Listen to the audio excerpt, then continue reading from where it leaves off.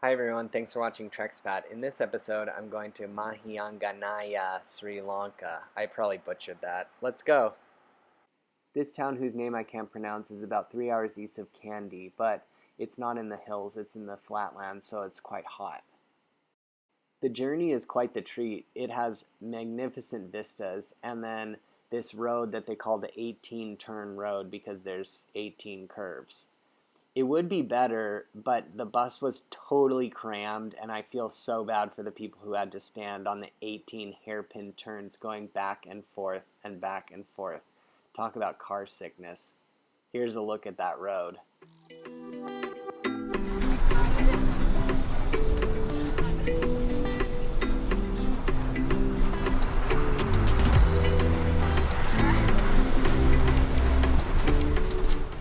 I bargained for a half-day tuk-tuk with the best driver I've ever had in Sri Lanka. This guy was a hoot. He was so funny. We're taking selfies here while he's driving. Then he was waving to the policeman. He has a horn installed on the back of his tuk-tuk, so when he honks it, no one can tell it's him honking. Do the horn. Do the horn. Horn. Yeah.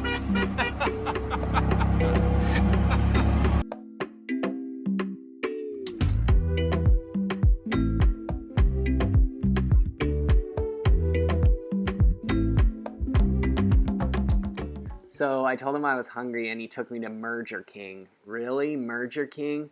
That's like the name of a law firm you'd see advertised on an LA public bus stop.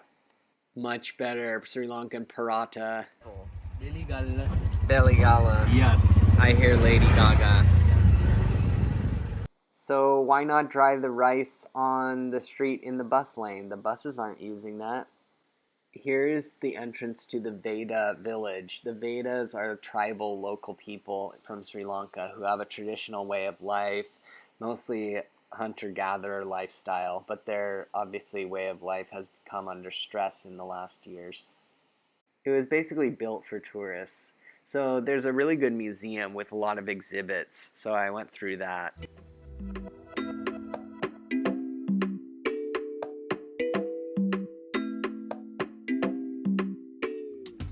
Here's my unsolicited guide just pointing to the signage.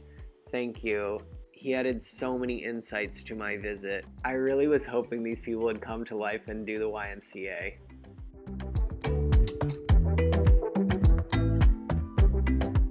You can buy some natural products that they've made in the village, such as baskets, bows and arrows, and honey. Or if you fancy a blunt piece of wood, this guy has it.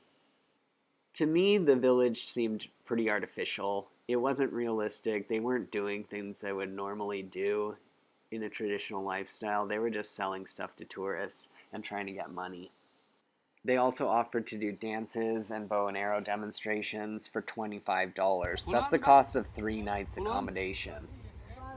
So I was off to Sora Bora Wewa, a peaceful but artificial lake.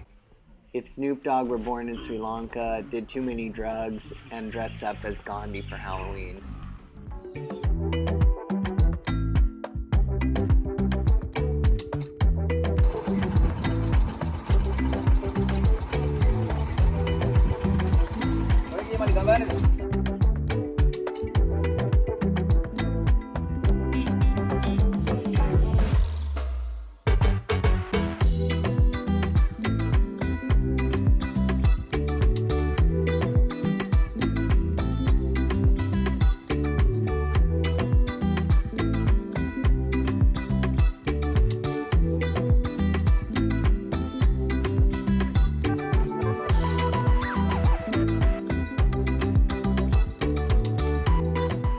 And here's the famous temple, Mahiyanganaya Raja Mahavihara.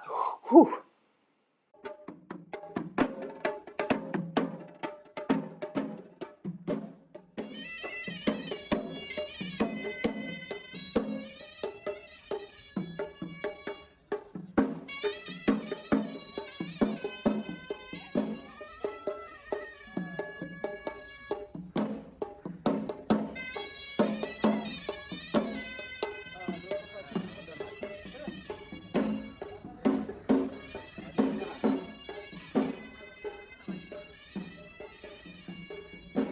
Is it weird I want to just take one of those offering plates and eat it for breakfast instead of give it to the Buddha?